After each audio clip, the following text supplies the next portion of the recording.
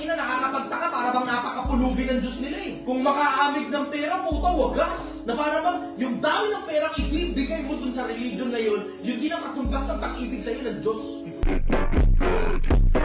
Namin, sabi ni Pablo, hindi sa kamalian, hindi sa karumihan, hindi sa pagdaraya, kundi kung paano kami minarapat ng Diyos upang ipagkatiwala sa amin ang Ebanghelyo, gayon namin sinasalita. Hindi kami nagbibigay lugod sa tao, kundi sa Diyos na sumusubok ng aming mga puso.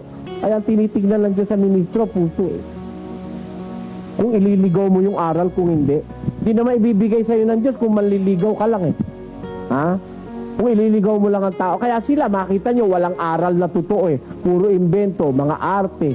Hallelujah, praise the Lord. Nagpupuri sa Panginoon.